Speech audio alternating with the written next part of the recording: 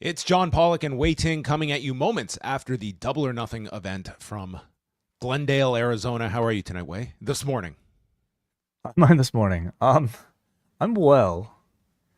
I'm sorry. I know I don't need to put that much thought into like these responses, but like I do have to like sit back after these particular shows and assess how I'm feeling Okay. because it's just like, well, first of all, it's a rush to get down to the basement like after these shows just to kind of do the show. But like despite that, like I'm still left with I don't know if you would call it a buzz coming off of the pay-per-view or just some sort of like daze, whether it just be from like the volume or just the intensity of the pacing of these shows. But it's a very unique feeling. Yeah, I mean, you described it last night, but I It's totally different I from feel last like night. we're reviewing like different worlds. You Yeah, know what I mean? yeah, Like it's just yeah.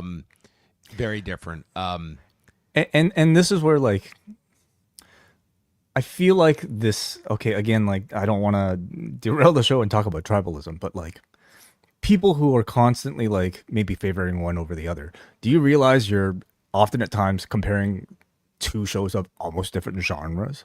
At some points, like you compare a show like this to like even I don't even like even WrestleMania. They feel like very different shows to me with different aims, in my opinion. I mean, whatever. Anyway, that's a different conversation. Well, tonight's show was a I think was extraordinary. I think this was we're moments removed from this, but I just think given like the quality that you knew was going to be there, but this was also heightened to me by a really incredible booking stretch for this company that peaked with this Owen Hart tournament that I think it's very easy to say this was their best rendition of this Owen Hart tournament on their fourth try at it. This felt like a super big show, but it's also just the setup for the bigger show in July. And you had two matches. You had many matches on this show that I think we can talk about, but I think this will really go down as some people's like favorite AEW show of all time. You'll need time for people to go back and look at this, but with what you got tonight and the culmination of many different aspects to different stories, and the lead up to this, I just thought this is, to me, my front runner for show of the year. And that's all for us. We'll be back on Monday night after Raw, and that's it. Feels very early, like to say something like for me to assess something like that, and maybe that just means you feel that much more confident about saying that. I guess I'm not just yet. I also recognize we're like in May, and as you mentioned, John, like this isn't even supposed to be their biggest show of the year. But I do completely agree that like there were times where this felt like it could have been their biggest show of the year. Like this could have been the all-in card, or at least certain portions of it. Well, we are going to get into it momentarily. We thank everyone that is staying up late with us here on this Sunday night, which is now morphed into Monday morning. Wei and I, we are live here with Raw, Dynamite, and SmackDown reviews every Monday, Wednesday, Friday, and we go live for our members at postwrestlingcafe.com. So you can do this and join us moments after all of these shows as a member at postwrestlingcafe.com. We will be back on Monday night. I mean, it never stops. That will be what, your fourth night in a row way of show reviews? Yeah, yeah. That that's this is the life we chose, and I think it helps that there's really exciting things to be talking about across either promotion right now. So, let's get into it because we have a lot to talk about. From the Desert Diamond Arena in Glendale, Arizona, the final distribution number from WrestleTix, 8,179. And we had the buy-in special, which was our usual panel with a series of guests, including Prince Nana, Madison Rayne, Matt Menard, and Lance Archer. The Menard one was interesting, where he was stating that he is trying not to take things personally because, yeah, I would have loved to have been chosen by Daniel Garcia tonight, but I am not going to take that personally. And it was I think if you did tune in just for that interview alone, you were watching that tag match with I think a bit of more added emphasis on Matt Menard in that match as well. We had Megan Bayne and Penelope Ford against Harley Cameron and Anna Jay. And so Anna Jay, she is the Ryusuke Taguchi of AEW. And they did a spot where Jay lay down on the mat. So then Harley took Penelope Ford and stuffed her face into Anna Jay's ass. And I can only imagine that this is setting up a Forbidden Door intergender match, potentially. Okay. Yes. So they had a long advantage on Jay in their corner. Cameron came in after a while. Bayne hit a double German to both women. And then Ford gets launched off the shoulders of Bayne to both on the floor. And then we have Cameron avoiding the Doomsday Device with a victory roll. And then as Bayne is dealing with Anna Jay on the floor, Cameron hits her finishing maneuver to win in 12 minutes and 40 seconds. So, Bayne was dealing with Jay and couldn't make the save. I will say that I thought this match was good, and I would state of the lineup, this one overachieved of what I thought it was going to be. I thought that in particular, for Harley Cameron, she still does a fair amount of ambitious stuff that she really does not mess up. I thought Bayne looked great as sort of the monster that did a lot of athletic stuff in this match. This was perfectly serviceable match that it was totally forgotten by midway through this show. But if you just happen to tune into the buy-in, I thought this one was a perfectly fine opener to start things off. And then it was Crew, Trent Beretta, and Rocky Romero, RPG Vice against Bandito, Hologram, Commander, and AR Fox. Some highlights here. Hologram went for a standing Spanish fly onto Action Andretti, but they didn't quite pull this off. And much like Chelsea Green on Saturday, Andretti came out of this mess up with a bloody nose, hopefully not a broken one.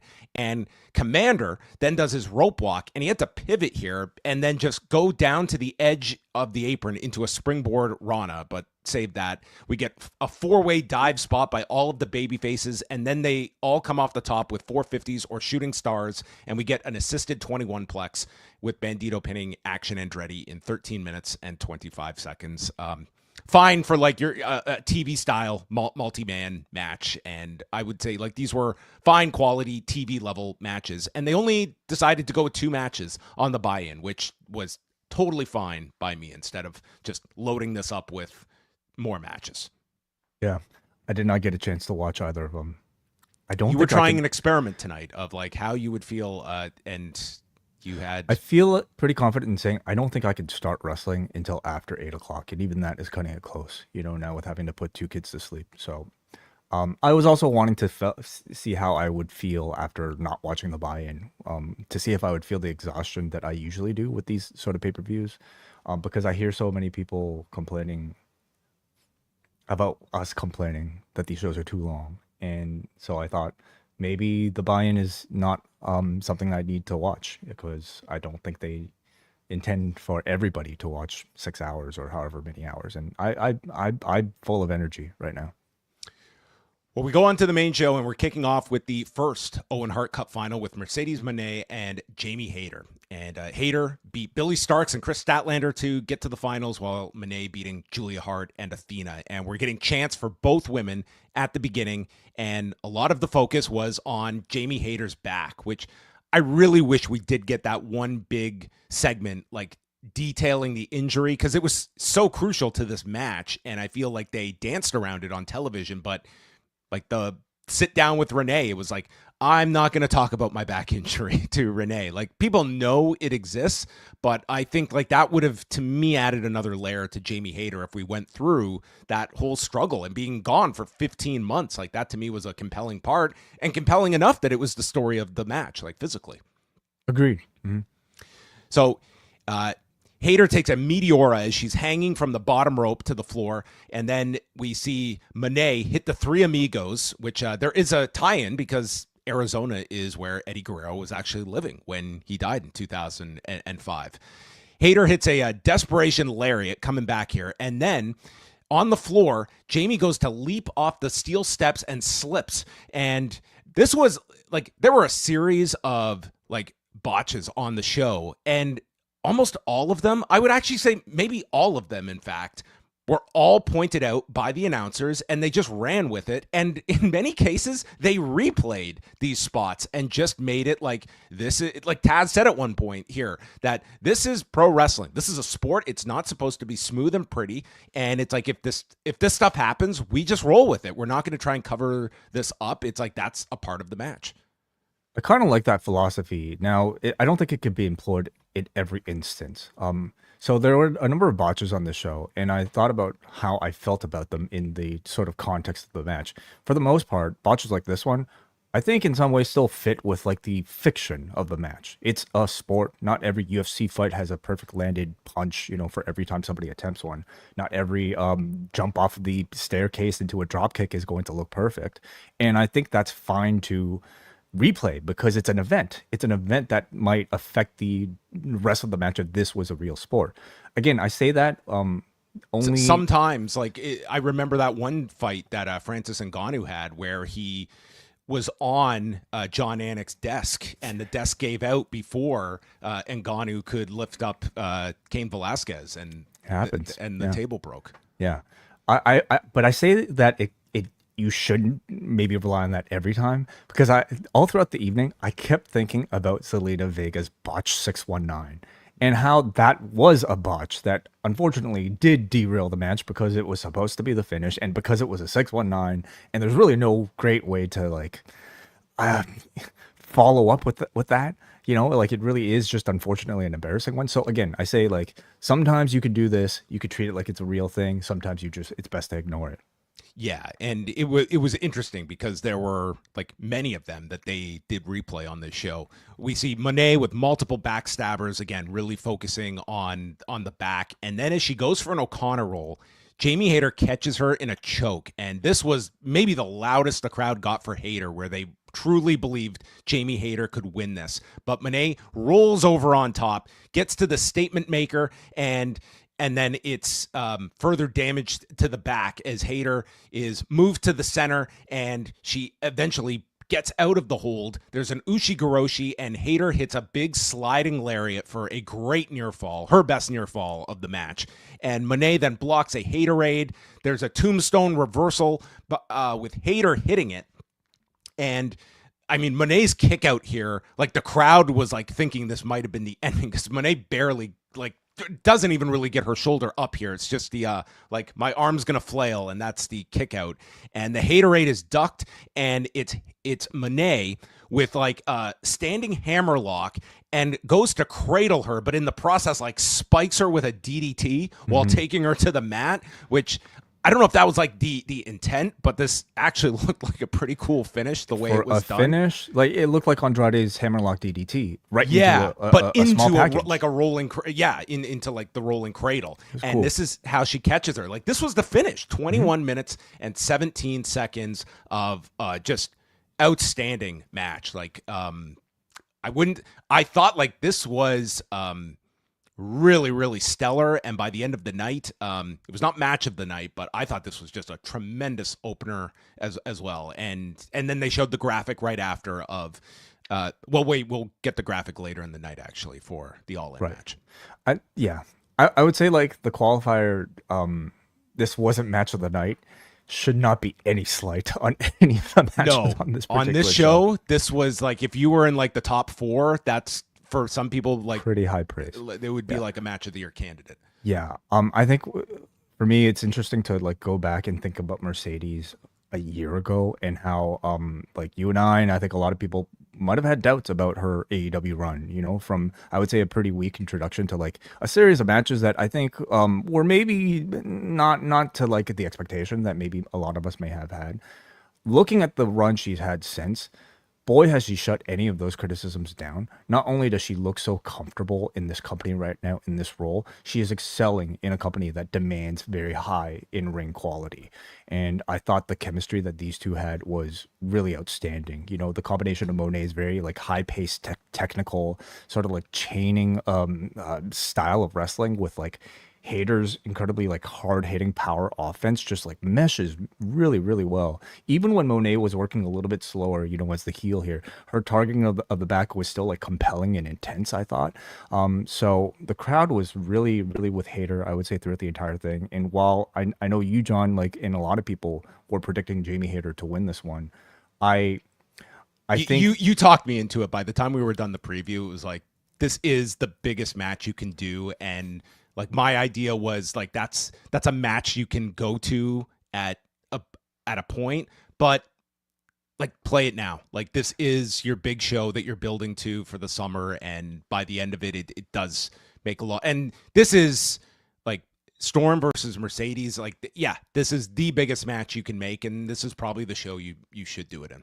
Yeah, but despite that, I think Hayter still, after a performance like this, positions herself really well to be next in the spotlight. You know what I mean? Like, she still gained a whole lot here, and I would say is in a better spot than just being put into a world title contender situation. You give her a little bit more time to build coming off of matches like this, then she will actually feel ready to be a champion again. Especially if you build off that interview she did with Renee on Wednesday about, well, if I lose, why did I even come back? Who am I if I don't win this? Like, now you could kind of go into some of my criticisms of the lead up to this is just not going enough into Jamie Hayter and the whole redemption story. If you're pausing that and now that's her focus coming out of this, then that's a net gain, I would say, for her. Several mentions were made throughout the broadcast about Jim Ross, and they were on camera wishing him well and sending him prayers. FTR against Daniel Garcia and Nigel McGuinness with Matt Menard in their corner. And Nigel wants in with Dax, and Dax welcomed him back by lighting his chest up. It was just all marked up from these chops like 5 minutes into this match. We see a tease of a Tower of London off the apron, but FTR stop it, and they ram Nigel's head into the desk, and it's Cash that hits him with the Tower of London to the floor. And Nigel battles back. He hits the Les Kellett clothesline onto Cash, and then in comes Garcia. He has the Dragon Tamer that gets broken up, and then there's a Tower of London delivered to Dax off of Garcia's shoulders that they do in the center, and it's the babyfaces going for the Shatter Machine on Dax, which Cash interrupts and stops. Then it's FTR going for their version of the Kellett lariats. But Nigel, this was the unfortunate part of the match that was just preposterous, but it was a timing issue where FTR was supposed to do the miscommunication spot where they would run into each other, but Nigel was in the way, so Dax had to literally move Nigel so that he could hit Cash, and it just looked totally ridiculous. There's a Dragon Tamer and London Dungeon combo by Garcia and Nigel as Menard is warning Stokely not to do anything. And then Nigel takes Cash to the floor to apologize to Tony Schiavone. But after nailing Nigel, Cash reveals that he has his fingers crossed. And Tony, you're a piece of shit. So it's Garcia who has introduced his superplex spot where he just goes from corner to corner, and he did 2 of these. They're like 3 super amigos. Super amigos, I guess we could call it. Yeah, where he just rotates and then takes them up to each successive turnbuckle. It's actually a great spot because the crowd just gets louder and louder with each successive one.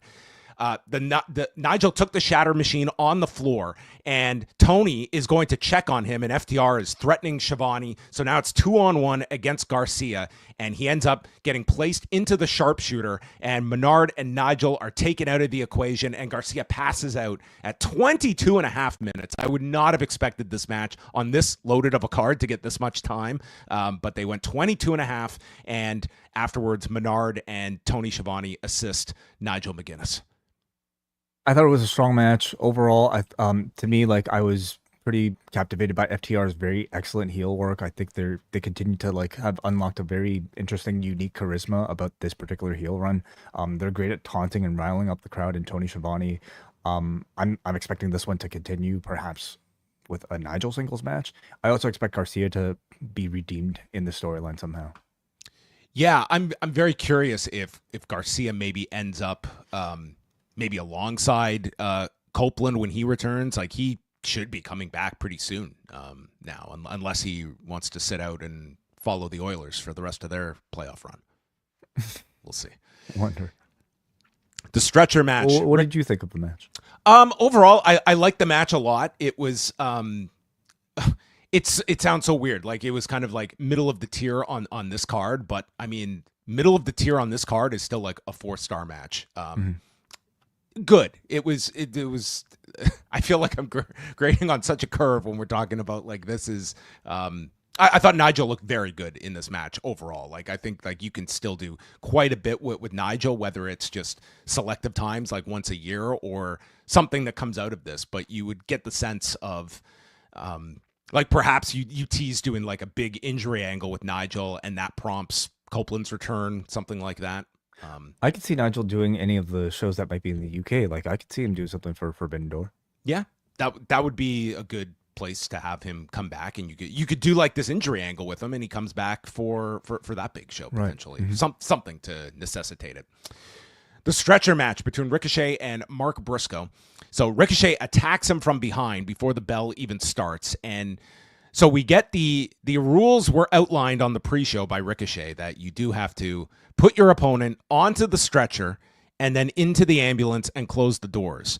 And then we had a stretcher at ringside and also a stretcher right next, like attached to the ambulance. So I didn't know why we would have to even deal with this stretcher at ringside. Like, so I'm no paramedic, but I wonder if like one is equipped with sort of like an easy type of hydraulic that can like because you saw at the end like it collapsed. Yeah, it was like connected and you just and you just shoved somebody in, whereas like the other one might have been just more designed with like wheels to wheel people around.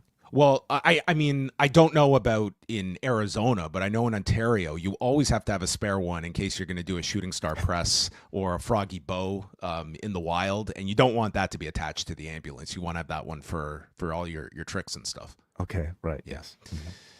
So Ricochet, with that said, comes off of the apron with a shooting star press, and Briscoe moves out of the way. So Ricochet just crashes into this stretcher. So Briscoe then hits him with the cactus elbow onto the stretcher. They got all their mileage out of these stretchers as they possibly could. And and they got all their mileage out of Mark Briscoe and his goodness. crazy dives on this particular show. Yeah, we'll continue here. So Briscoe uses a chair and then pulls out a bucket of cleaning supplies, and he starts spraying Ricochet's head as Shivani thinks this is the funniest thing in the world, that it's Mr. Clean on his bald head, and starts shining the head and nails him with the bucket as fans cheer this. And it's funny, like we talk about all the risk that these men took on the show, like scissors to come. But like if you go on Reddit, one of the most upvoted things of the evening was this Ricochet getting sprayed on his head and getting shined up spot. So it's not to say like you could base an entire match only around comedy spots like that, but the occasional comedy spot is really just kind of like the thing that will probably get the biggest reaction. And it did get quite the big reaction, but they also had to be violent here. So we have Ricochet. Briscoe, first of all, does a tribute to Sabu, pointing to the sky, and he went for like the triple jump springboard, but Ricochet blasts him with a chair. And then Ricochet sprays the cleaner into Briscoe's eyes, and Briscoe is busted open. And when I say busted open, I mean this guy, it looked like an axe had been taken to him. That's what the aftermath looked of this blood. And he is just totally covered here. And they make their way towards the ambulance, and Briscoe is placed in there into the back, but he uses a crutch to keep the doors open and then a fire extinguisher. They go back to the ring. Jay Driller gets hit, and Ricochet gets placed onto the table on the floor, and Briscoe hits a froggy bow, putting him through that. Mark then is stunned because Ricochet grabs the scissors, and we now get a procession of stabbings in this match. Briscoe stops the subsequent stabbings by taking the scissors away. So Ricochet goes to the ambulance where he gets another pair of scissors. He hits a low blow, stabs Mark Briscoe, and hits the spirit gun.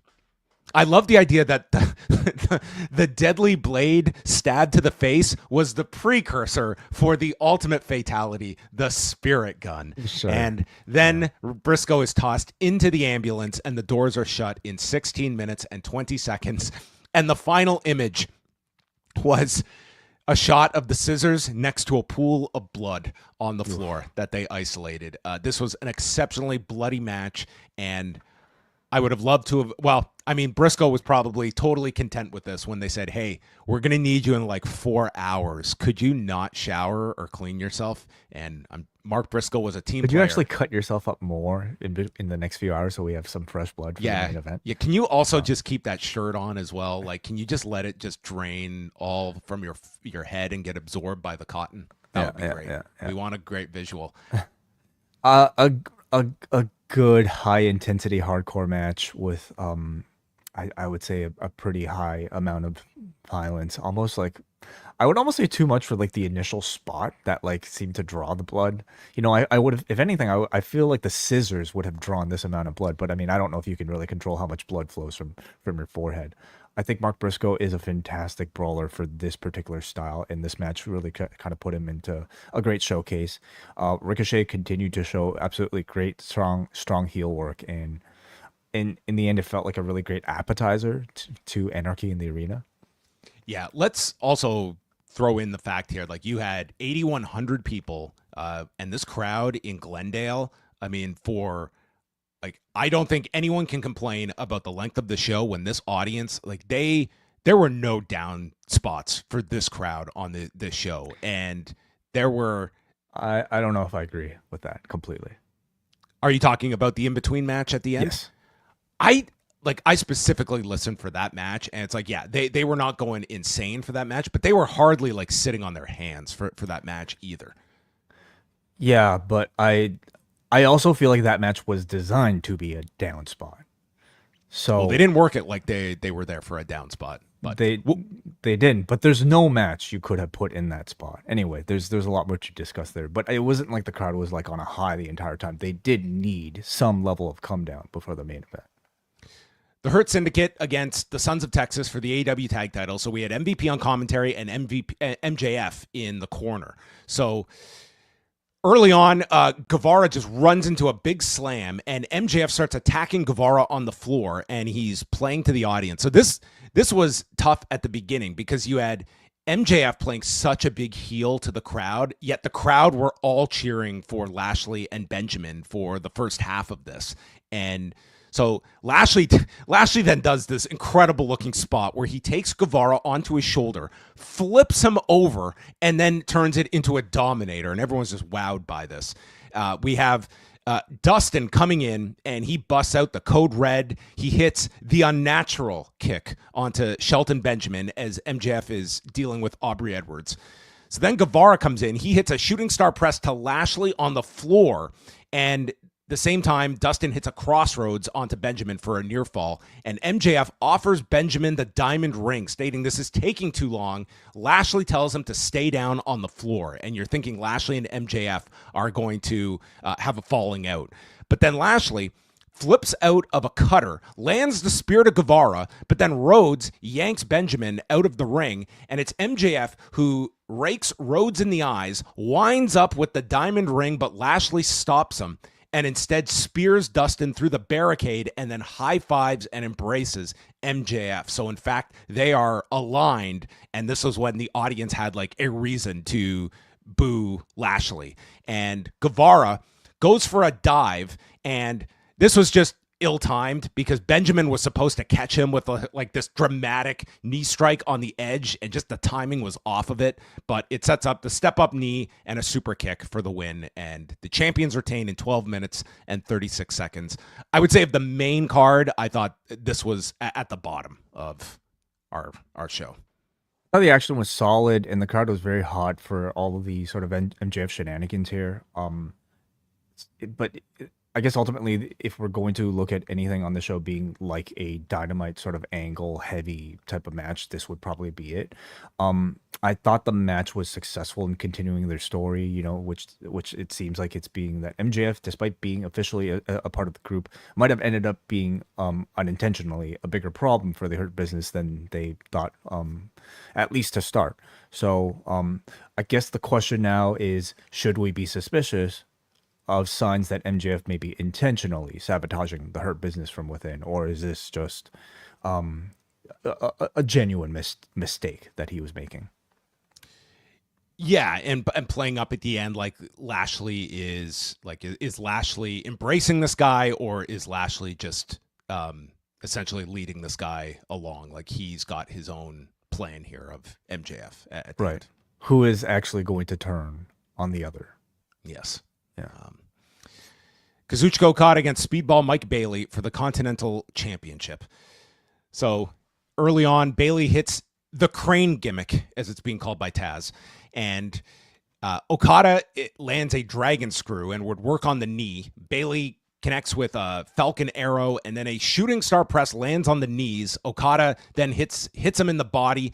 Bailey just is winding up with these tornado kicks into the corner, and then a drop kick off the turnbuckle, and Bailey goes to the floor. Okada avoids Ultima Weapon, and then it's Okada who gets caught with a moonsault into the double knees, and the Rainmaker gets countered as Bailey manages to hit a spinning wheel kick, then follows with a tornado kick, and Rick Knox slaps the mat 3 times, but it is right as Okada grabs the bottom rope, and they even showed a replay of this, and as Taz noted, Ty goes to the runner, and this actually was timed out pretty well because it was literally as the hand was hitting the mat that Okada grabs the rope to break the cover. Yeah.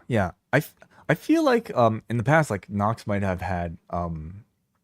been criticized for like these sort of moments, you know, where it's really tough for a referee to like make the right call, because like I think maybe it was designed for like the 3 count to just stop, but he was calling this like a shoot, and in a shoot you would count the 3 and maybe wait for a replay before you called it off, and I think therefore it played out exactly the way it should have. So it's Okada hitting a bunch of short arm lariats, and he goes for the Rainmaker, but Bailey ducks, and we get this arm capture sunset flip by Bailey, which I just thought was an awesome near fall towards the end. But then we go to this ending sequence where Bailey climbs to the top for Ultima Weapon. And as he goes for the flip, he is upside down as Okada perfectly times this drop kick in midair. And that sets up the Rainmaker to win in 16 minutes and 5 seconds.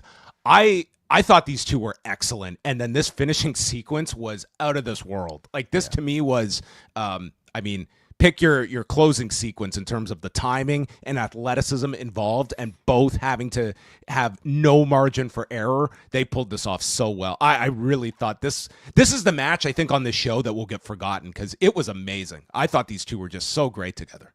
This was one of Okada's better singles matches in quite some time.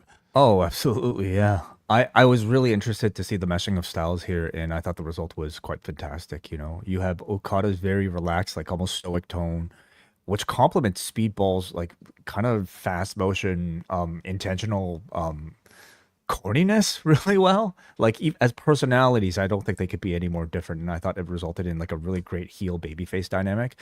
A lot of people already know how great Speedball is, but I think in front of like this is his biggest AEW showing to date, being in a singles match with Kazuchika Okada. So with the way that this turned out and the high quality performance that you got to see from Speedball, this felt like a real breakout moment for him.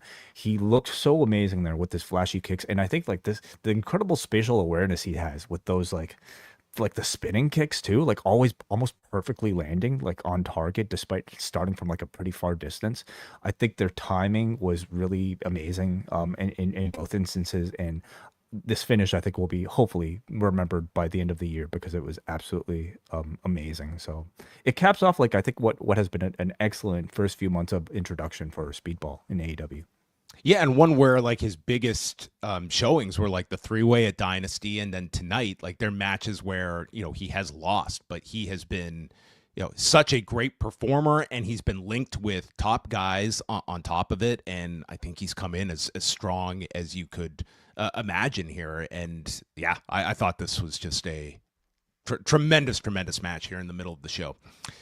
Timeless Toni Storm, Mina Shirakawa for the AEW Women's Championship. So they played off of the angle this week where Toni Storm is coming into it with the bad knee. And Mina Shirakawa's bodywork in this match was tremendous. It was like, in many ways, this was one of Mina Shirakawa's, like I would say, the best performance I have seen her have, where she was like, just in terms of the actual wrestling she was doing in all the unique ways to isolate the knee and come up with various submissions on Storm. Like I thought this was a really big spotlight for Mina Shirakawa, who really led this thing. She starts off with an inverted figure four, and she tries to put the figure four around the post, but Storm kicks her away. The crowd started singing for Toni Storm at one point, and then it's Mina landing the dragon screw. And Luther would block Mina on the floor from getting to Toni, so she strikes down Luther and does this running tornillo splash over Luther's back and lands right on top of Toni Storm. Then proceeds with a high cross onto Luther on the floor. Storm comes back with a series of snap Germans, but when she goes for the hip attack, her knee buckles and Mina goes back to the knee. Another inverted figure four, hits the Hurricane and a glamorous driver for a 2 count. And the only thing I will say here is that I just don't think, especially with the outcome earlier, this was one where you were not going to get this crowd to believe anything with Shirakawa, but it was not for any lack of quality of match that they were having. Storm would kick her into the corner, and she limps her way towards hitting the hip attack, but Mina then recovers, goes back to the figure four. Storm is fighting to the rope and gets free, and then they trade packages, and Storm connects with a headbutt and boom, hits the Storm Zero to escape with the title in 15 minutes and 50 seconds, and Storm goes up, speaks to Mina, and then they embrace with a kiss in the middle of the ring. Mm-hmm. I thought it was a technically really strong match where I agree. I thought Mina Shirakawa worked her ass off here. You felt the urgency in her wrestling. I thought she was excellent. I felt for a title match and a Toni Storm title match, to me, the heat was just slightly below what I think it would have been. And for me, I think that comes down to just the design of the match. You know, the story here is built for a big Toni Storm underdog performance with her bad knee. But the double babyface dynamic kind of prevented either of them from gaining any sort of like real sympathetic reaction. Like, we like Mina, but we don't like her enough to want to see her beat Toni Storm. And we like Toni Storm, but we don't necessarily like her enough to want to boo Mina Shirakawa actively. So I almost feel like the match would have been better designed with both of them just like fighting a hard fought match. Maybe eventually with one of them ending up maybe on a lower end. But by that point, hopefully, like, the crowd will have picked their favorite. I kind of feel like by the end here, the crowd didn't necessarily have a favorite, and they just liked the both of them, but also didn't want either of them to like boo, you know? Yeah. So, well, I think the attack on TV was designed to try and get Mina there, but I think you're right. Like, she comes out with that music, and it's just like everyone loves Mina, like from the moment she comes out. But I just thought for the type of match they did with the work on the knee, like, I was just very, very impressed with Mina Shirakawa in this match overall. And then you get the big pop because the graphic comes up for Timeless Toni Storm, Mercedes Moné as our first official match for All in Texas. So notable to me, no Mariah May showing up at the end here. No Mariah May mentioned throughout the entirety of this feud, nor in the video packages.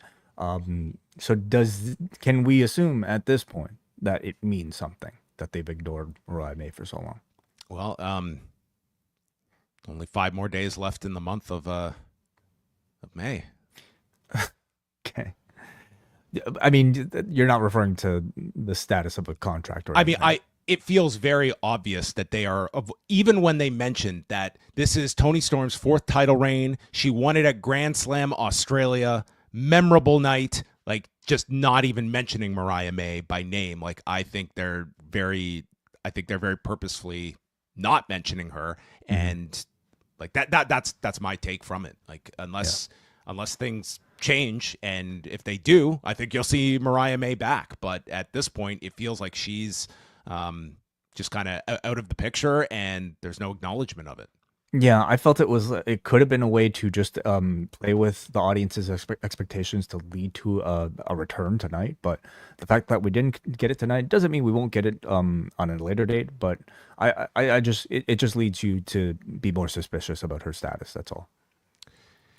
And then it was time to go to Anarchy in the Arena. And this was the closest I ever thought to this being like an early 90s WWF pay-per-view where they would just say, well, we've run out of time and the Paragon are they can't agree on who's going to be the captain of the team, so the match is canceled. It's like they are going to put that Paragon, and it sounds insane if I were to tell you like, oh, we've got like a match with Adam Cole and Kyle O'Reilly and Takeshita and Fletcher, pretty and damn Josh good Alexander. Pretty It's damn good bathroom break if there is like, one. dude, this is insane, the amount of talent that you have on crazy. this. But I thought for sure that they would put this before the main event, this Anarchy in the Arena. But they, so these were our final 3 matches. So it is Jon Moxley, Claudio Castagnoli, Wheeler Yuta, the Young Bucks, and Marina Shafir against Swerve Strickland, Kenny Omega, Samoa Joe, Powerhouse Hobbs, Katsuyori Shibata, and Willow Nightingale.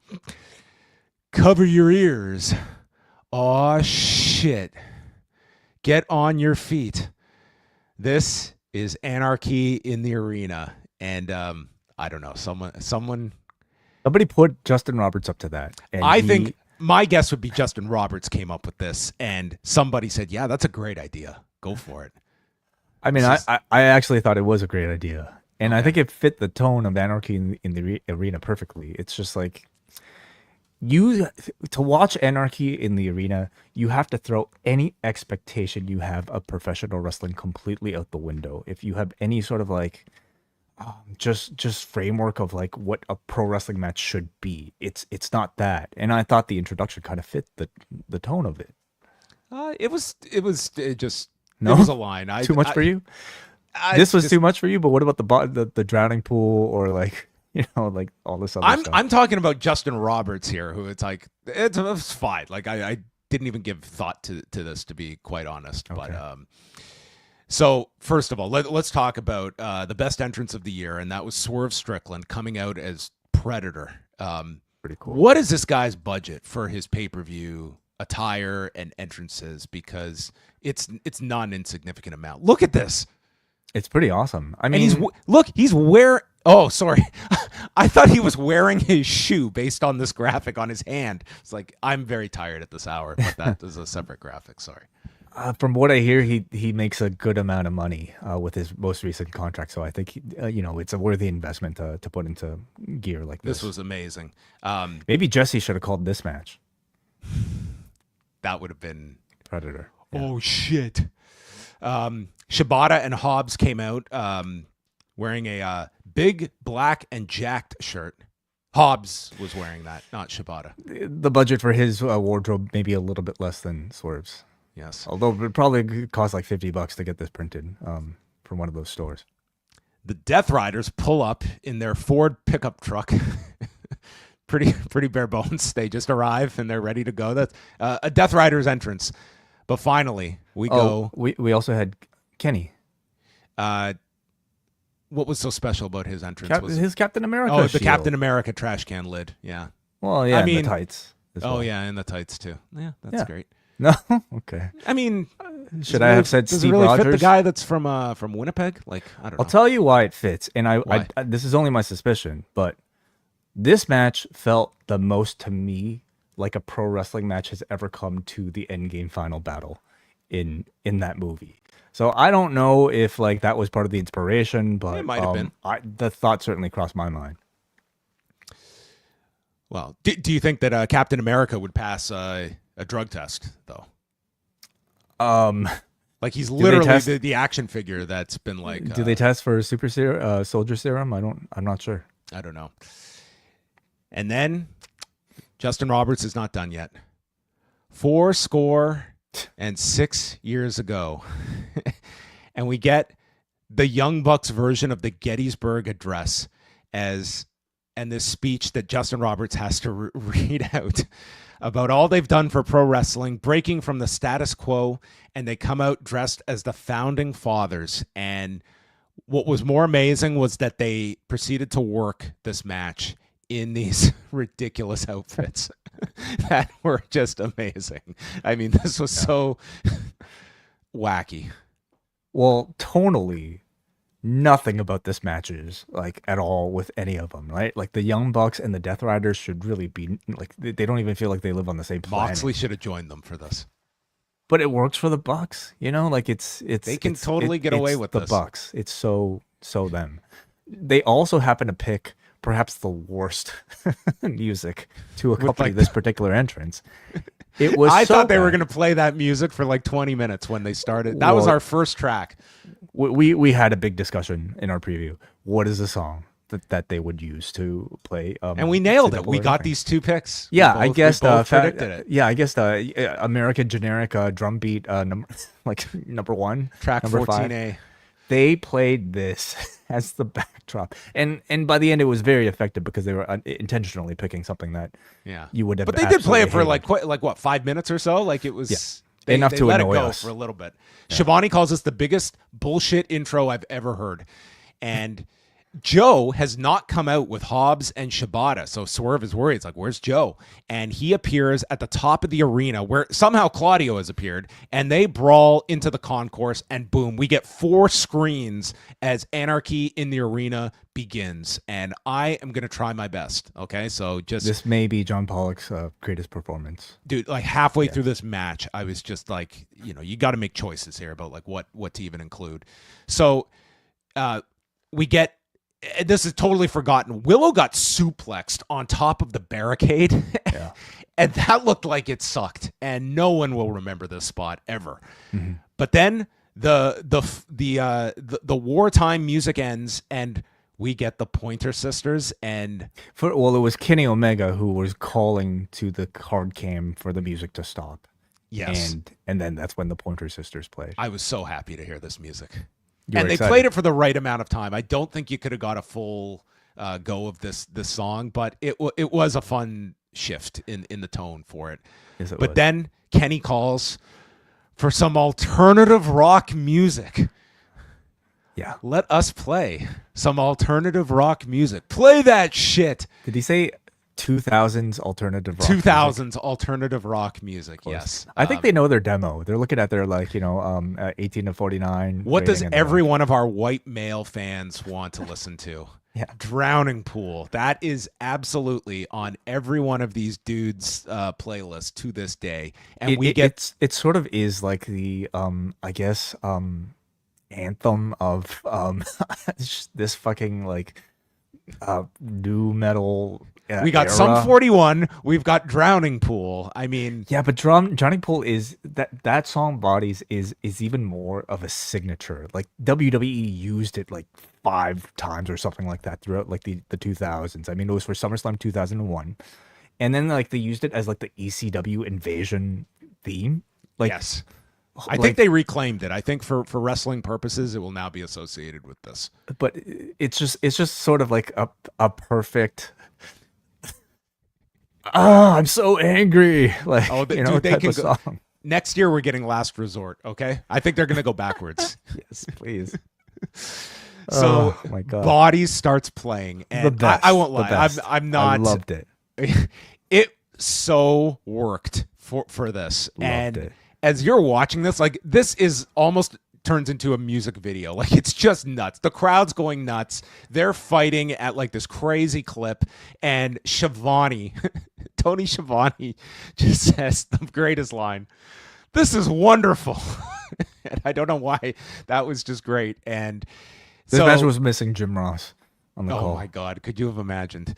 Moxley is so as Drowning Pool is just making your ears bleed. Moxley is literally making Hobbs' forehead with the fork, and he starts bleeding. Omega and Yuta are on the balcony, and Hobbs sends Yuta flying off the balcony.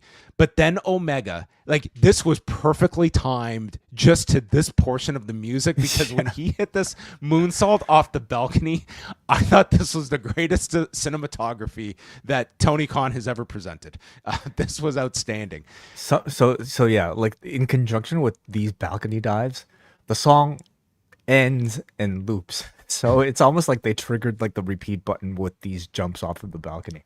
I also love that they didn't even bother to make a cross-faded edit of this it just stopped, and then they hit track one. Somebody again. pulled up Spotify and just hit the loop button, and that was all you were gonna get. And it worked. This was not like, imagine they just went through the whole album. I don't know if that would have worked. Can you name another Drowning Pool song? Just go back to your WWF pay-per-view themes. They use like 18 of them. So we'll get like, remember Tearaway? I The was song at that about those WrestleMania. pants. I saw that song live at WrestleMania 18. Yeah, we got to see a live performance. I did. Of them. I don't think that would have worked here. No. So Willow then nails Willow and Shafir are outside in the parking area, and Willow busts open Shafir with a glass bottle.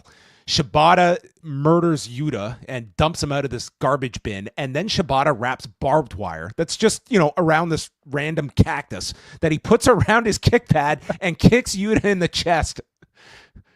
You know, in Arizona, it's anyone got some barbed wire for set design? Well, you never want somebody just like, touching your cacti, right? You need to add some extra barbs to deter your cactus thieves. Nick hits a destroyer onto Swerve by the entrance area, and then Swerve just no-sells the destroyer, hits him with the house call, and then leaps off the stage and is caught with a Claudio uppercut in midair. Then Claudio swings Swerve into a speaker, and this crowd just goes, ooh. He swung him into the speaker, which cut the music off. Maybe that's what they were so upset by. Listen, I thought that was hilarious because, like, it's playing on the assumption that this is the only speaker in the entire building. We're only hearing Johnny Pool from this one speaker in the entire arena. But the effect was awesome. And let's be honest, by that point, I was kind of getting... I enjoyed the bodies. Like, we got 2 plays of it. By play number 5, I was ready to move on from Drowning Pool. Okay, they really exhausted this one. And it also... Like, after we've heard the Pointer Sisters into Drowning Pool, the longer this Drowning Pool thing went, I feel like your anticipation went for, like, what are they going to follow this with? Because you knew, like, we're like 12 minutes into this match. This is going to go a lot longer, but the answer was just no music. They ended it at the right time. Yeah, it was probably the time to end the music. Like, maybe they could have gone, I don't know, what other mid-90s tracks were on Tony Khan's iPod that they could have. Oh fuck, dude! I'm waiting for break stuff to hit. That will they should save that. For, we have learned with this music selection they can do Anarchy in the Arena into infinity and beyond. Oh yeah, they can. Shafir and Willow return, and not since Jeff Hardy have I been so grossed out by an ear than when Shafir, after using a frying pan, chains Willow's ear through the hole in her ear to the post. And this elicits a first time ever chant, "Please help Willow." And she was padlocked through her earlobe for like 10 minutes. And this would have just, I would have rather taken Shibata's barbed wire kick to my chest than have to endure this. Oh my god. Well, yeah, I didn't even notice like this closely. The padlock is through her ear. The ear, through the piercing. Yeah, that's pretty nuts. That's pretty nuts. And all of this was happening at the same time as like Nick, like the Bucks were doing their slingshot powerbomb to Kenny from the floor through a table. Yes, I said that in one entire second. Yeah, they did the whole like swan top, and dude, the height that Kenny got off that top rope and into the powerbomb on the table. Yeah, they're doing these simultaneously at the same time. They're just like, so they're bouncing, like we're not doing split screen, so we're just bouncing back and forth. We're trying to I'm trying to digest the visual of Willow having her like earlobe, put through with this padlock, and I'm seeing one of the craziest like slingshot powerbomb through a table spots like on this entire show. Could you imagine doing all of these crazy spots and going all over the arena? And imagine if they only had the hard camera to shoot all of it. Like, that would be nuts, right? What's the reference? Sorry. Because I have not started ECW. The night the line was crossed. Coming this Thursday. Oh, geez. ECW production in 1994, where they literally had one camera, the hard cam, to shoot all this stuff. And it's just the guy trying to follow everyone. Yeah. You're in for a treat. Oh, I just watched it this morning. Right. So Shafir just leaves Willow here. And dude, I'm not kidding. It's like 10 minutes. She's just chained by her ear. There's a Meltzer driver to Shibata on the floor. Hobbs, and I will say this, there was a concerted effort to make Hobbs really stand out in this match. And dude, especially the Bucks, like the Bucks and Moxley, they made it like their number one priority was let's make Hobbs like the big monster in a match where, yeah, everyone could get lost. They put such a great emphasis on Hobbs and as well Willow towards the end too. Like Willow and Marina had like their moments here too as well, but I was very impressed with how they handled Hobbs, who just comes out of this feeling like just this ultimate badass as well, like totally of the level of a Samoa Joe that they have crafted these Opps to be. I was very, very impressed with how they handled him. So we go to the entrance and Hobbs is placed on a table. Nick comes off the set with a swanton and Matt and Rick Knox just run towards Nick. And it looked like he came and just like he rotated so much that his head hit the floor. And I was thinking this guy might be concussed. Like I rewound this and watched it. But he's right back up afterwards and just he seemed to just proceed. Like hopefully he didn't, but he came down and you could see Matt and Knox immediately just no one's checking on Hobbs. They're just going right to Nick and he was like just holding his head from this landing that just seemed to just kind of ricochet into the floor. It was most concerning for me seeing Matt's reaction because in that moment you didn't see any character work. You saw the concern of a brother for his brother. Yes.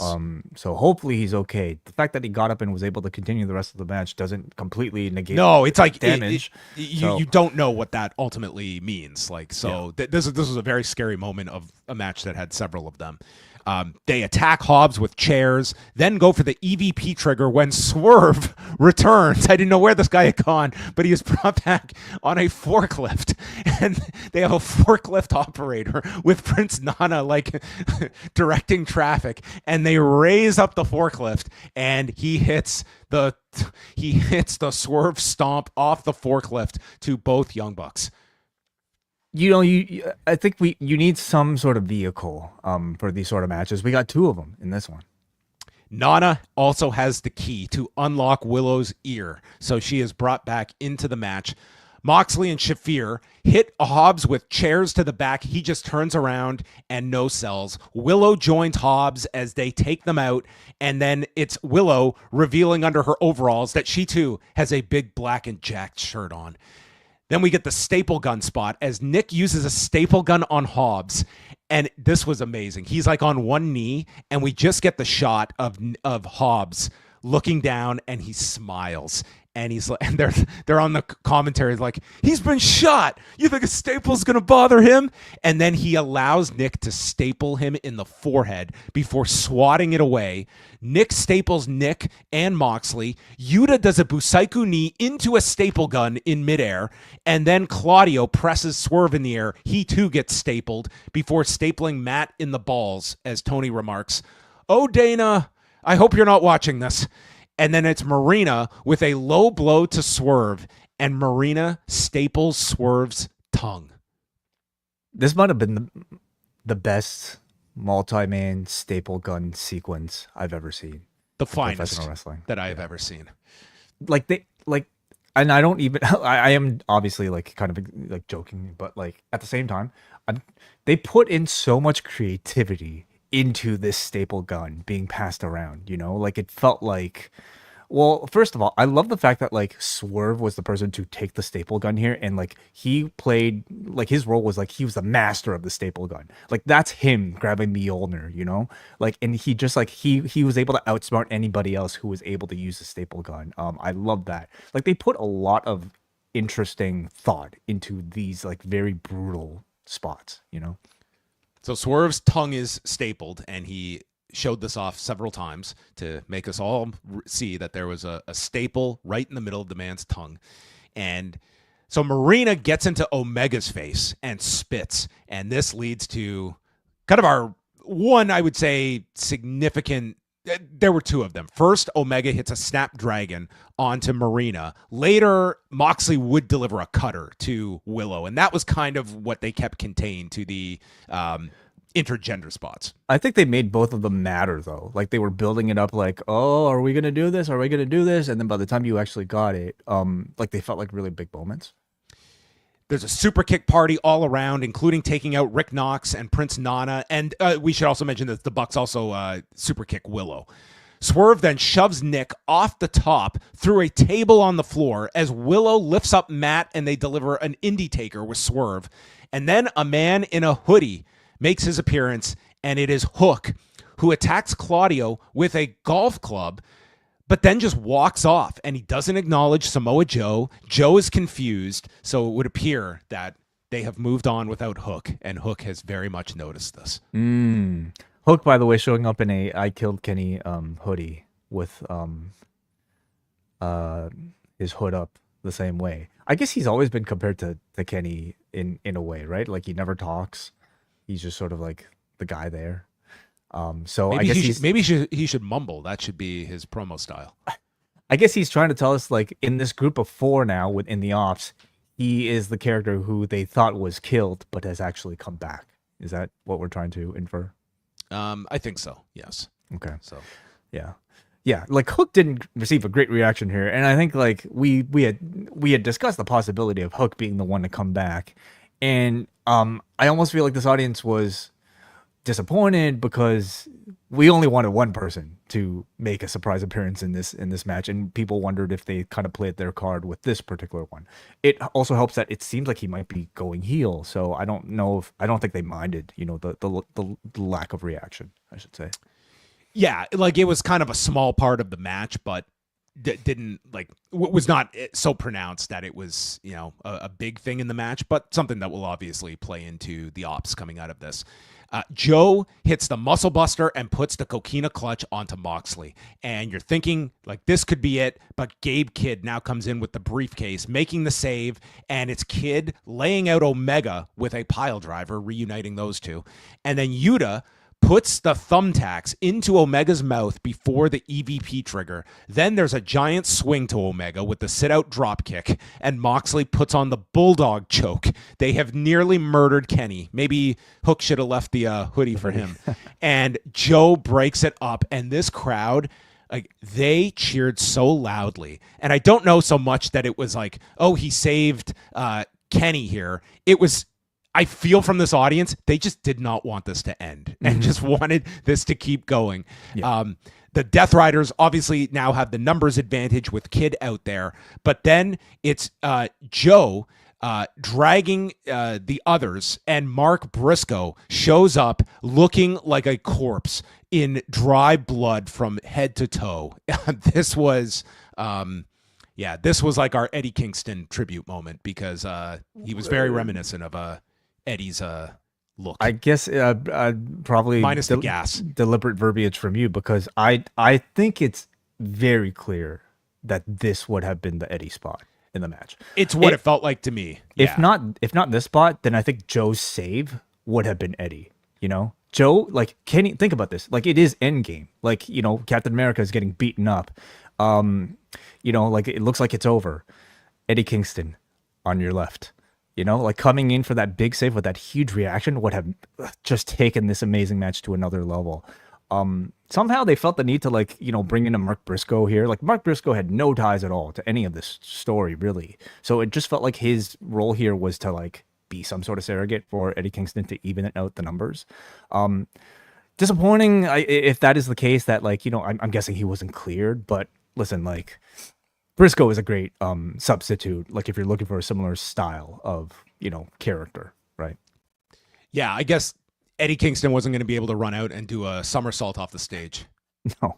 Not till week 2 when he's back. So everyone is thrown into the back of the ambulance on the heel side, except for the Young Bucks, who are left alone in the ring with Swerve and Omega. And this is our final showdown as Swerve and Omega come together for a V-trigger house call combo. Swerve then pulls out his new Answer 3s, his new Reebok shoes that are on sale, but they have thumbtacks in the bottom. So they hit first. Kenny makes good on his tease from Wednesday by putting Matt through a table with the one-winged angel, which somehow exploded upon contact. Yeah, Excalibur was saying, there's some electric cables there for the production here. Who cares? Like, it's this was an unnecessary prop that they had. I think people would have been just.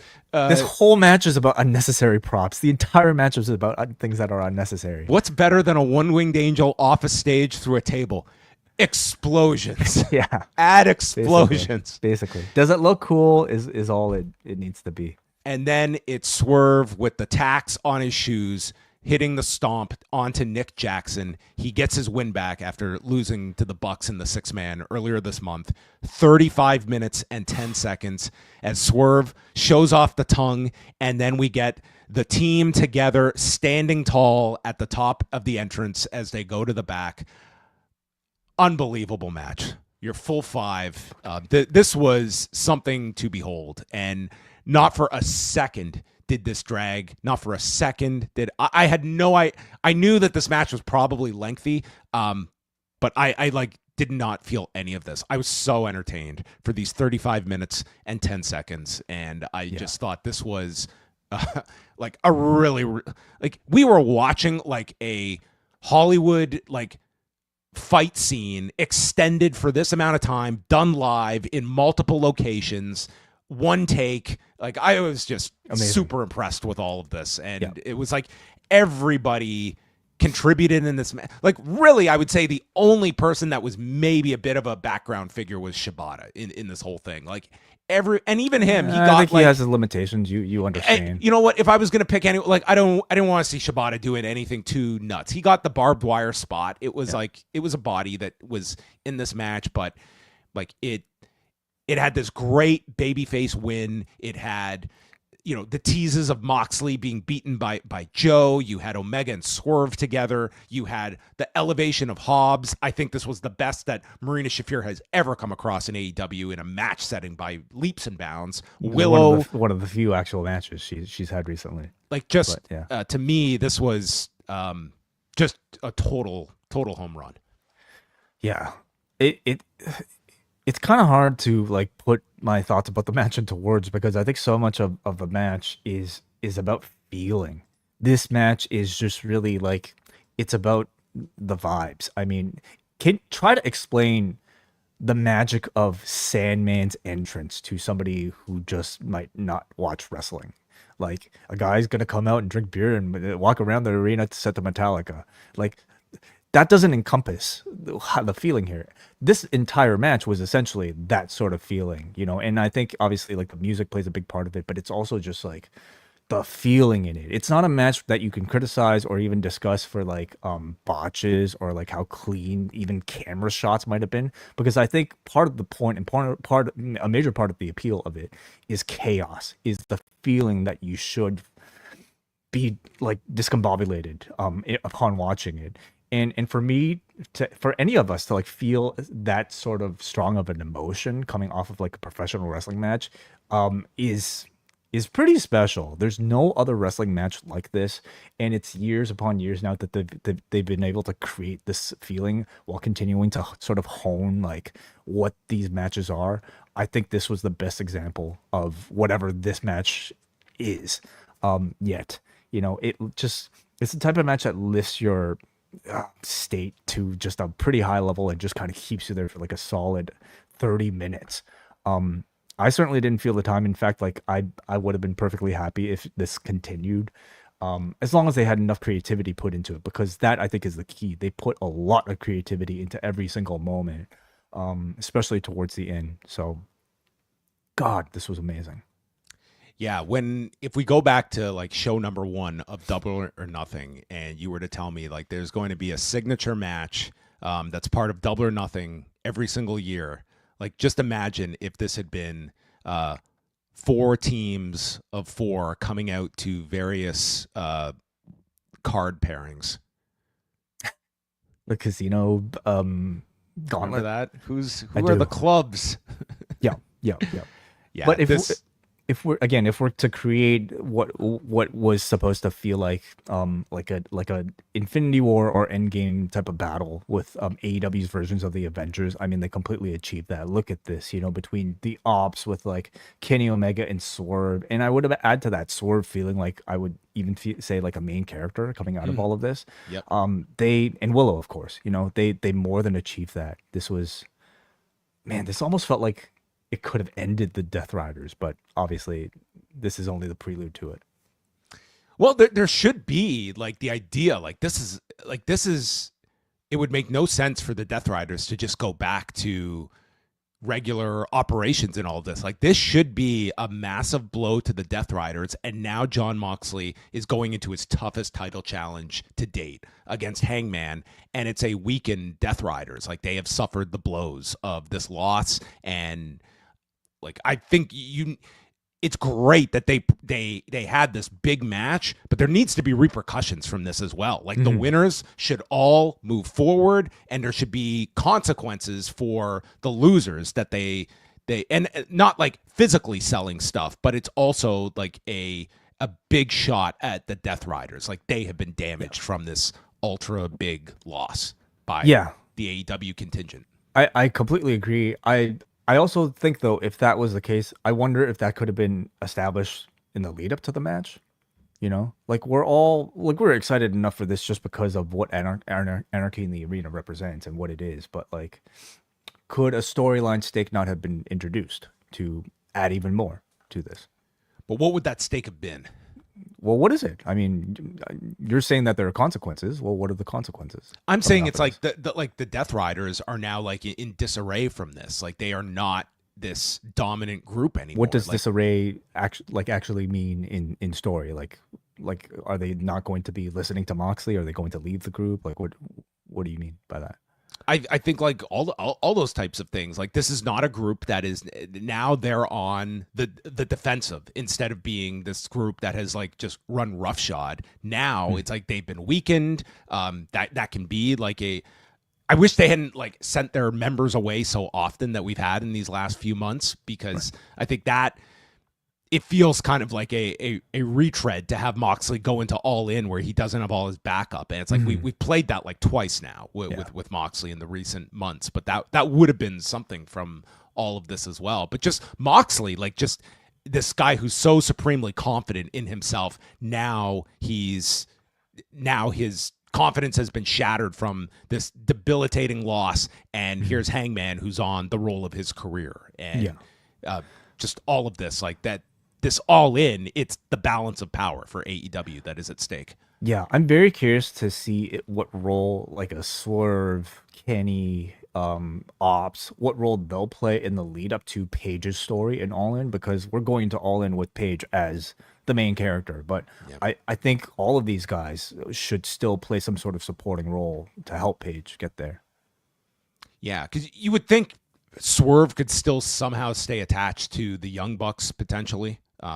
For something. But I mean, Swerve, like, this was really a definitive look at this guy in just terms of like being this star at this level. Like, even when you have all this star power out there, it just felt like Swerve had just something else above everyone. And I would even include Omega in that. Like, he felt like the big star in this whole thing to me. Agreed. And following that, the Paragon taking on Konosuke Takeshita, Josh Alexander, and Kyle Fletcher. Listen, all credit to these six, because they came out and they're like, we're going to have as great a 12-minute, 50-second match as we possibly can following that. And we are going to have the greatest buffer match in the history of buffer matches. Well, that is what they set out to do here. Callis was on commentary, where Callis was asked about having a favorite family member, and Taz just casually notes that, yeah, that's how it was like for my family. They loved my brother, they hated me, but I digress. This suddenly turned into Taz's therapy session. They had control of Roderick Strong, and then midway through the match, Lance Archer just pops up on commentary, Cole is in, and he takes off Kyle Fletcher's head with a super kick and tries for the Panama Sunrise. He's stopped with a super kick, and they triple team Adam Cole. Then Kyle O'Reilly flies off the apron with this drop kick to Takeshita, who is seated on a chair on the floor. Strong proceeds with a backbreaker to Alexander on the barricade and ends with the Panama Sunrise by Cole to Fletcher on the floor. O'Reilly does this incredible series of kicks onto Fletcher, leaps up for the guillotine, and Takeshita breaks it with his big forearm smash, and that's turned into Fletcher's brainbuster for the win in 12 minutes and 50 seconds. I'll just say this was the hardest position on the entire card, and I thought that these I think it was the hardest position in the entire year. Yeah, I think so too. And I thought this was like a really good match in between here. And if this was anywhere else on the card, this would have been concentrated on a lot more. But I think the sole reason this was booked was for who they had in this post-match, where the fight continues. Archer and RPG Vice join in, and then Brody King and Tomohiro Ishii walk out, followed by Hiroshi Tanahashi. And man, did this crowd pop for Tanahashi. And watching this man walk out, there is no way this guy can run. I'm convinced that he cannot run. You could just see his legs are just not going in straight fashion. It's like his knees had they were going off to the concession area when he was trying to go straight. Yeah. I question how he can even pull off the rest of the year with what he's supposed to be doing, man. Listen, it's pro wrestling. You can have a wrestling match with somebody with no legs. You can have a wrestling match with this blow up doll. And I hate that we're comparing Tanahashi to Yoshihiko at this point, but it's almost like clearly, he's a guy that we have to work around with your limitations. He's got to be watching one guy in the Best of the Super Juniors, and that's Ryusuke Taguchi, who has had to do 2 serious main events, and the rest, Tana, you're pulling your pants down and you're going to show a lot of ass. Literally. Stop, that's how you're going to get through this one. And Taguchi is your mentor. Okay. That's how this guy's going to get through the G1. Hey, look, Sling Blade still looks pretty good. I'm sure he still has a few fly flows in there. And it's just it's showing your face. It's being maybe tucked into whatever multi-man person match this will be coming in for. Yeah, we might get a 12-man tag and Tana's going to come in for a Sling Blade and a high fly flow. At this point, it might be the best usage of him. That is the best usage of him. Okay, well, yeah, exactly. And I'm happy to see him still involved, and this will probably be his AEW goodbye, whatever it is. I could see him as part of All In, even, obviously Forbidden Door, but I think All In would demand some participation from him, don't you think? Yeah, because I can't see them just doing this as a tee up for August 24th, this early. So yeah, maybe you get him on All In some form or fashion. And then we get this 12-man tag or something at Forbidden Door that they've set up here. Maybe the Forbidden Door 12-man tag is for All In. Could be. Yeah. We also got Tanahashi and Kyle O'Reilly doing the air guitar together, and that was the highlight of this post-match. Beyond almost a band right there. I would just love to see these two just do that together. That would be fine. Just the air guitar battle at the stadium. Yeah. Yeah, I spent the majority of this match still thinking about Anarchy in the arena, so I really don't have many notes for it. But I am interested in the concept of the buffer match.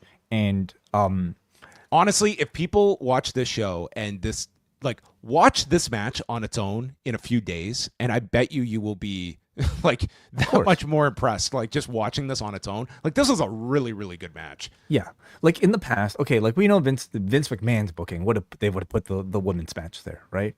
Something that I guess you weren't necessarily meant to take seriously or focus on seriously.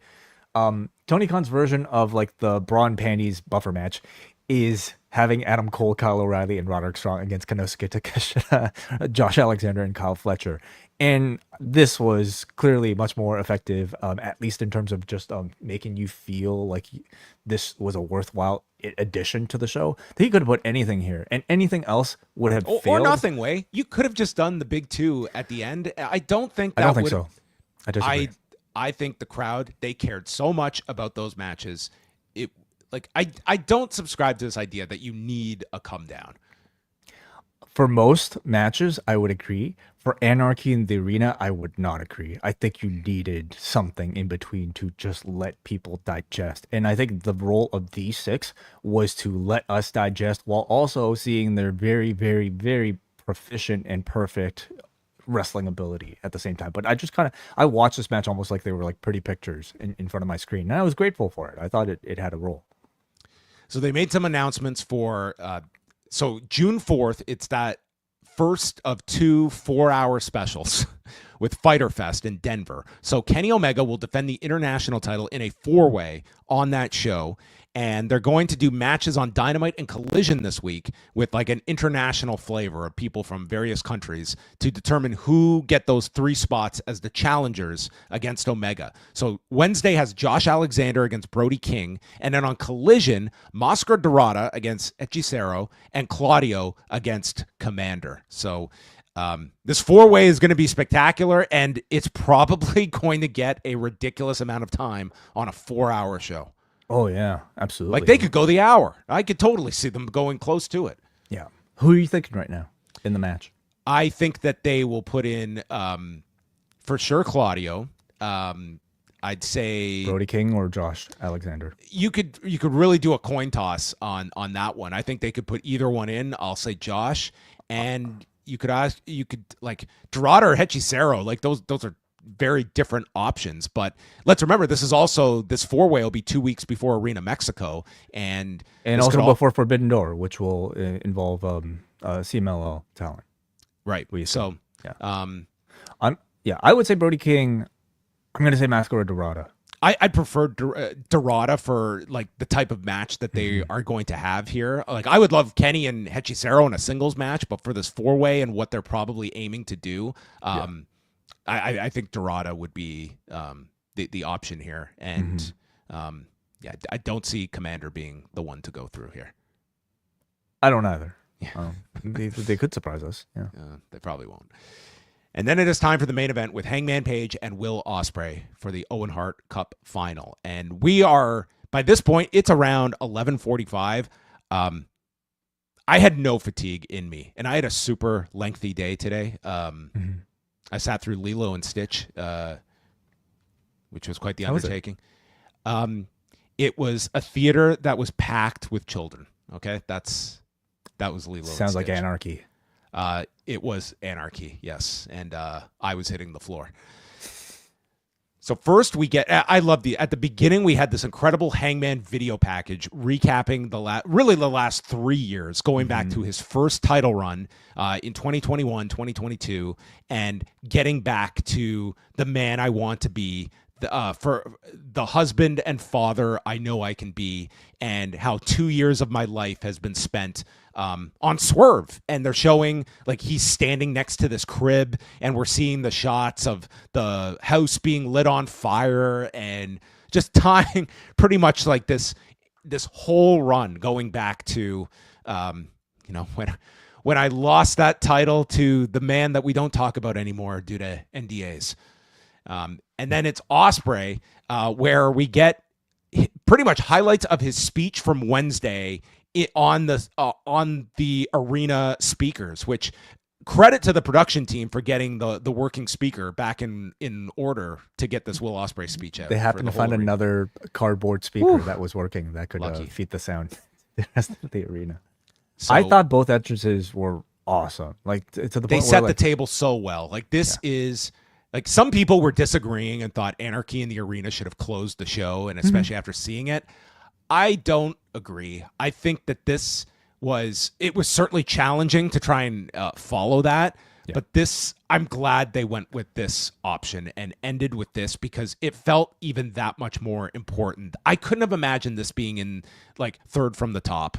Like I really loved the idea that they ended with this, and if there were 2 people that were going to follow that Anarchy in the Arena, like these are 2 of the guys you would be putting your bet on to be able to do that. If you subscribe to the idea that like a wrestling show should put fan reaction above all else, and that a show should ideally be graded upon whether or not it can have strong reactions for every single match, then I can understand why you would want Anarchy in the arena to close the show. But I also think in this situation, from Tony's perspective, you want to put the spotlight on the person who's supposed to be the main character heading into All In. And for that to happen, you needed to have the winner of this particular match end the show. And I thought the spotlight being on the person who won the Owen provided that. So I found it to be like a worthwhile investment for All In. And they got a great reaction by the end here. Before, like, they're just out there, and this has the major league feel of, like, this is such an important match. The crowd is just buzzing as the bell rings. It totally feels like the most important match AEW has promoted this year so far. Mm-hmm. And it's just... I'll go as far as to say, I wonder if the All In main event will feel as big as the feeling for this one. They have a high bar to hit because they knocked it out of the park with this Owen tournament and what they created with these two. And I think really it helped to, like, just put it over the finish line on Wednesday with that segment that they did.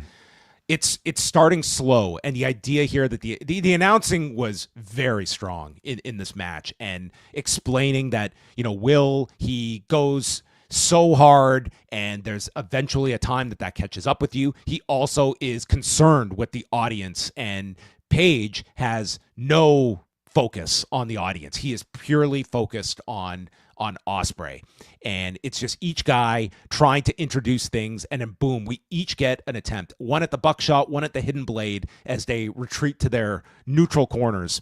And Ospreay lands the Sasuke special, and earlier Ospreay's holding onto his back, and Paige pounces on this and hits a fall-away slam, sending Wills back into the barricade. There's dueling chants for both men, and this is the first time, like 15 minutes in, that Paige acknowledges the audience, and he's looking at them. And then Ospreay eats a lariat and then catches Paige with a standing Spanish fly. Both are down, and the crowd is just applauding this already. Paige flips out of the corner and manages like a buckshot from the corner, then goes for the regular version of the the flash shot. Snapshot, is that what it's called? Snapshot lariat, yes. And as he goes for it, he is stopped with a kick, and it's Ospreay with a shooting star press onto Paige's back, and it's the first big pin attempt of the match. And we're like, I would say 17, 18 minutes into this. Then Paige stops a Styles Clash with up kicks and hits the Angel's Wings, which the announcers ask, was that instinct or was that an homage to Christopher Daniels? They decide it's probably a bit of both. Sure. I'm going to say straight up homage. Well, then Paige, I thought this was a nice homage with the Angel's Wings. Then Paige went a little too far. He went for the best moonsault ever. This was not the best moonsault ever. This was not the best moonsault in this match. He nearly messes this up, losing his footing, and realizes, damn, Christopher Daniels did this every single match. And we took for granted how flawlessly he did it. So he has to reset on the top. And what I did like about and this was like, he really did screw this up, but he misses it. And I think it was Taz, explains, like, he's never done this move before, and it's a hard move to pull off. And it's like, yeah, it was not the best circumstance, but they at least tried to, like, make sense out of it. It left him open as well for a hidden blade, which Paige takes. This was one of those instances that they did replay and put attention on, and I thought it actually worked with the story that they were telling, you know. It's also like the type of thing where we're not stupid. Like, we all know it happened, so why not talk about it? Why not point it out and try to fit it into the story? Well, it just felt like on this show, it was a concerted effort on these ones that we're not going to insult our fans by ignoring stuff and, like, replaying this stuff. Yeah, like, they replayed several of these on the show. Like, there might be instances in the past where, like, we could maybe wonder if, like, there was somebody in the truck or gorilla intentionally wanting to bury their talent for botching. This was not that. This was just like simply trying to roll the mistake into the story, which I thought was actually I think they have an effective. overall philosophy, and maybe this has been an evolutionary process. Is exactly like if we were watching a fight, and something happened, then that's what happened, and now that is part of the story. It's not just you come in and you have your pre-planned ideas. Like things will happen, and we have to give our credibility to our announcers that they're going to incorporate that, and it's on them to kind of react in the moment. And like that feels like a philosophy and not just like the announcers just trying to cover and like this was a mistake. It's like they're almost like embracing these moments. So Ospreay and him are on the edge of the apron, and Ospreay manages a Styles Clash to the floor, and immediately Bryce runs in to check on Hangman, and it's not until they show the overhead shot that it looks like his head just comes right down onto the floor. And from that angle, this looked really rough. Just the way it was like the Styles Clash. It's always been this move that everyone thinks of like the ways it's been messed up. And like AJ has always said, it's the easiest move to take because you just do nothing.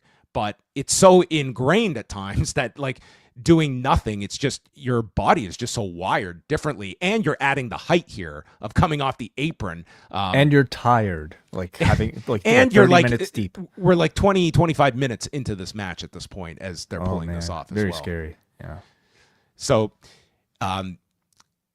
we get Paige, who played dead on the floor. And they're at the count of 9, and he's down, and then he just gets in, and Ospreay catches him with an os cutter as he returns. Hidden blade is hit, and now we are into the big near falls, and this crowd's going nuts. Ospreay can't believe it, and he starts to snap, and he hits these palm strikes. He loses his cool and gets warned by Bryce, and Paige suddenly sees him in position for the buckshot, but he gets booted off the apron. And then Will starts ramming Paige's head into the desk, and this is the first time you're getting audible boos for Will Ospreay. And he gets on top of the desk, and Paige is supposed to counter this into the Deadeye, unfortunately. In this era where we have these indestructible tables that will not break on any kind of impact, this was one of the old era tables, and this thing just gave out way too early. And I just had flashbacks of that time Kurt Angle got that concussion off one of these, but no one's head crashed here. But it's just, this one was one less where it was, okay, the table is not meant for people.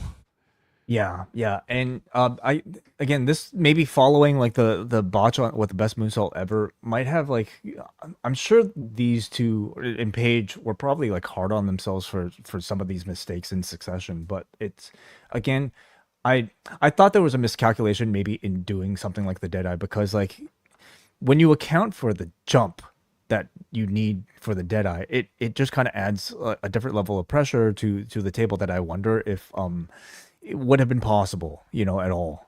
But again, it just kind of created a feeling of like, holy shit, like these guys are actually hurt, and it, if anything, kind of brought me into the match more because I was actually concerned now for what was about to happen. So Paige does get up and he hits another Deadeye onto the debris of this broken table. And both men stagger back into the ring, and they each take off their elbow pad, and they're going to do basically like the charging of the bulls at one another, where it was going to be like the buckshot versus the hidden blade, and they just run at each other, and it's Hangman connecting. And I really thought the announcers covered this well, because when they show the replay, it's like Will doesn't even get his elbow up. So it kind of looks like he's just running into this, like he's sacrificing himself. But the announcers are explaining like it was just Paige was faster, and he got to him before Will could get the elbow up even. Because if you just watched it without that, it does look like Will's just running into this and taking the buckshot lariat. Yeah, I had no issue with it because I've never done a hidden blade against somebody who was about to deliver a buckshot lariat, so I can't tell you how much time would be required to lift an elbow. I imagine it would be pretty quick. It results in an incredible near fall as Ospreay kicks out of the buckshot. And then Page goes for another buckshot, but this time it's hit first by the hidden blade, stopping Page. And then Will hits the Stormbreaker. Now it's Page's turn to kick out. So the crowd is on fire. The hidden blade is attempted again, but Page collapses and Will puts everything into this hidden blade. So he's down too. Ospreay then calls for the V-trigger and he hits it. Then goes to lift Hangman for the one-winged angel, which is countered, and Page lifts up Will and hits big pressure. I love this. This was my favorite sequence in the match. I loved it because it was a moment where they paused the match. Well, not paused the match, but used their own history to add a new dynamic to the match. And when you're just like, it's notable because, like, I guess, like, who do you consider Will Ospreay's greatest opponent, biggest rival of all time? Based on the moves he uses in his match, AJ Styles, I guess. No. Seriously, like throughout his history, like who would you put in that league? Okada. Yeah, I would say Okada, but his AEW history is not And with Ricochet, Okada. yeah. His AEW history is not with either of them. You can argue the biggest rival he's had in AEW is Kenny Omega. Yeah, I agree. And I usually am not the biggest fan of the just we're going to borrow other finishers or even doing each other's finishers on each other because sometimes it just feels like it's a really easy one. I thought this one, and it's because that this feud has been built up, this whole thing, this rivalry, the importance of this match was built up so well that when you get this deep, it's like, here are these opponents, respectively, for each guy that they have had a hatred for, but by having to go into their wheelhouse and use their move, it's an understanding that these people are also my equals, that I have to go to that length to beat this person. Like it's an acknowledgement of Hangman of like Swerve is my equal here, that I've got to use his move in the biggest match of my life. Yeah, I think like this is almost like a spot from like All Japan, right? Like where like when you're just kind of like referencing each other's finishers and there's just like even a story to be told in the moves that are being pulled out. It's exactly that. Yeah. And so I again it only deepens when you do stuff like this, the history of AEW. You know, you're just reminding people how deep of and complex of a rivalry that has existed between Page and Swerve or Omega and Ospreay.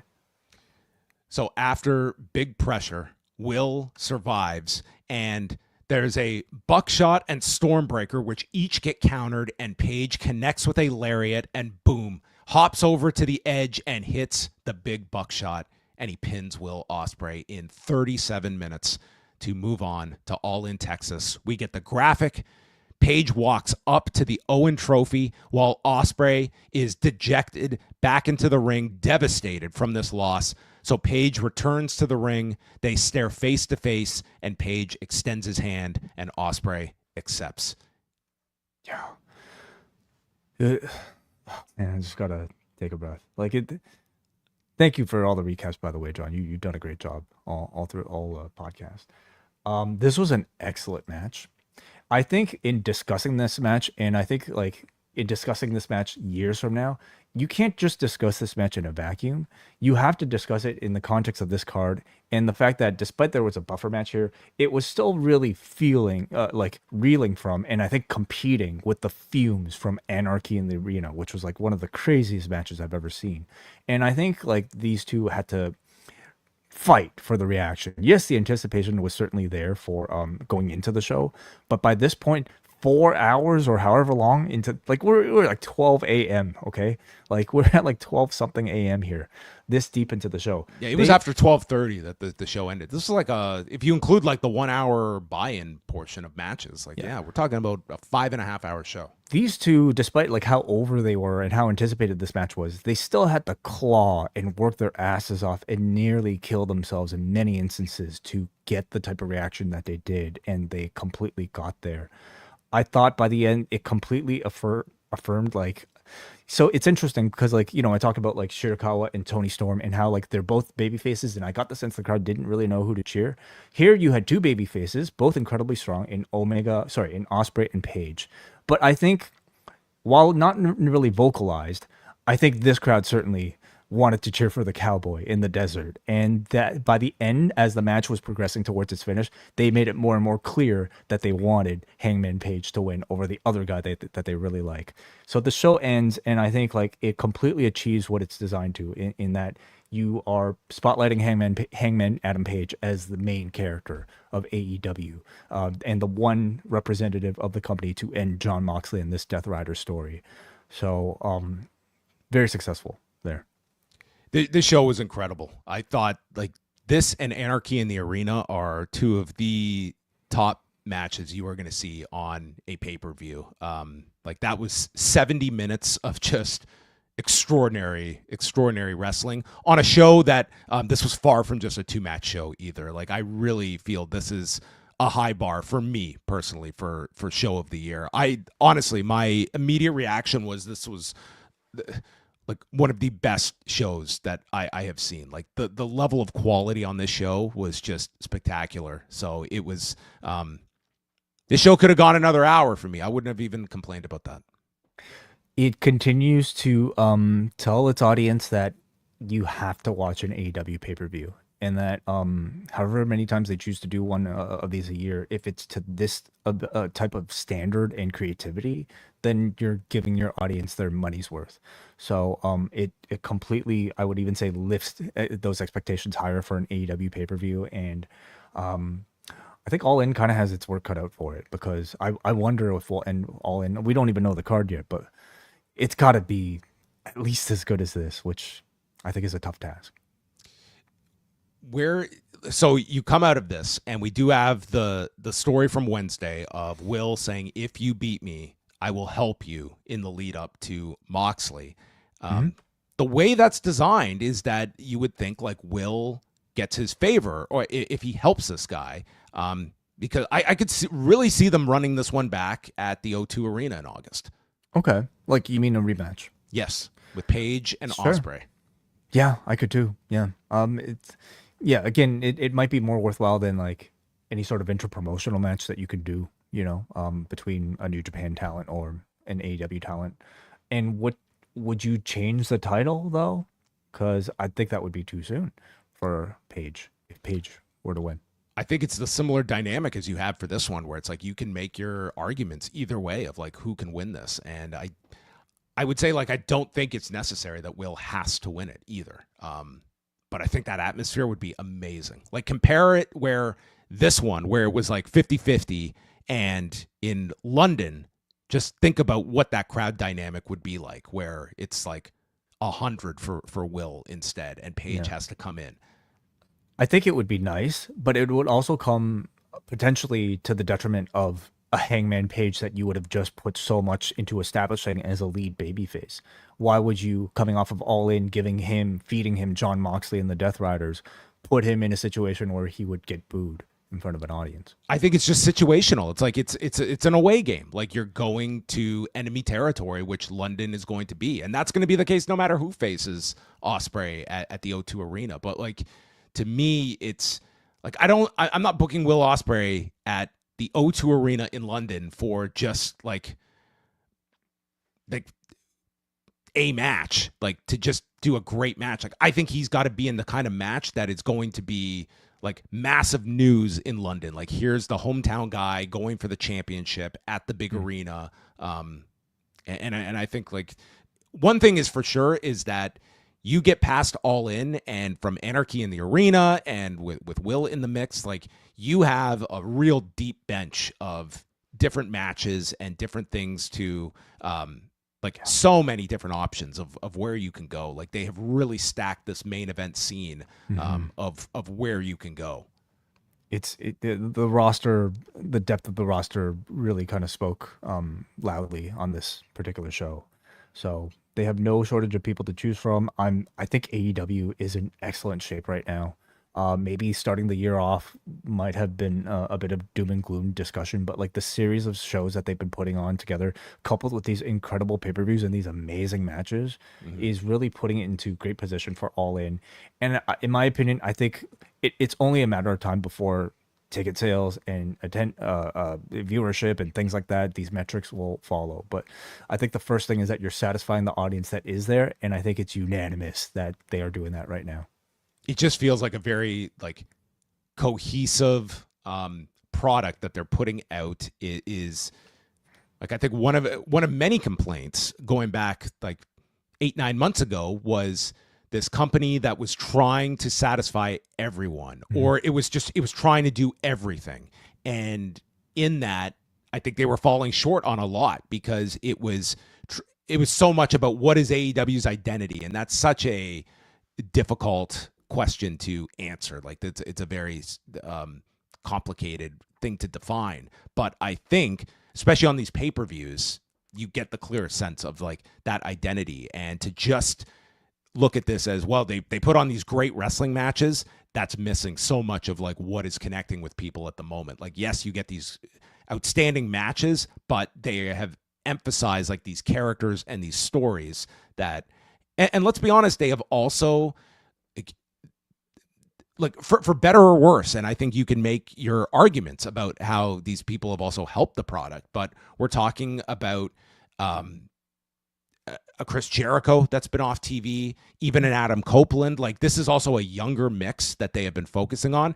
Jeff Jarrett, for as much as people have praised like Jarrett's work, there was the idea like he's taking up so much time. It's like, this is like outside of the Hurt Syndicate, like we are not talking about acts that are like 45 and above that they're putting a lot of focus on. Like, these are all kind of our core players that are being focused upon as well.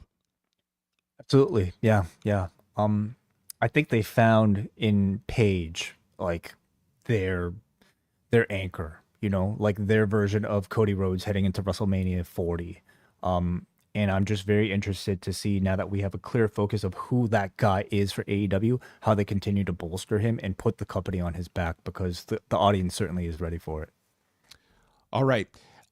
Because this has been such a late show for us, we're going to direct people. If you would like to hear other people's feedback to the show, you can head on over to forum.postwrestling.com. We're going to omit that segment from tonight's show just because it is almost 2:30 a.m. here on the East Coast, and both Way and I have to be up in a few hours. Our apologies to all of our patrons that we almost always want to make the time for on these shows. It is 2:30 in the morning. I have a baby to feed in 1.5 hours, and John has a whole long day ahead of himself tomorrow as well, between the website and also Rewind of Raw. So we will see you guys then. But I will give some time to the person who just dropped $100 super chat for us, JM. Thank you. Completely unexpected, and he just wants to say thoroughly enjoyed the show, just dropping some appreciation for all the post-wrestling content I listened to. Well, thank you so much, JM. Thank you kindly, Jay. We appreciate it, and we appreciate all of you hanging around with us at 2:30 in the morning. We are back on Monday night with Rewind to Raw, and we go live every Monday, Wednesday, and Friday night after Raw, Dynamite, and SmackDown for members at postwrestlingcafe.com. We still put up the show reviews here on the Post Wrestling YouTube channel, so if you don't want to join the cafe, you can at least subscribe to the YouTube channel and always be caught up to date on all of our show reviews and extra content, including an interview that I did with Muhammad Hassan that's going to be dropping on Monday morning, which is only a few hours away, and this will be in advance of his episode of Dark Side of the Ring that is airing on Tuesday night. So that interview is coming your way, and plenty more this week, including Way and I going back to February of 1994, ECW, the night the line was crossed, as Terry Funk defends the ECW title against Sabu and Shane Douglas in their version of Anarchy at the ECW arena. This was a patron pick, so you guys chose it, and we will be discussing it this Thursday. That is right. All right, that is it for us. Thanks to everyone for tuning in, and we'll speak with you Monday night following Raw.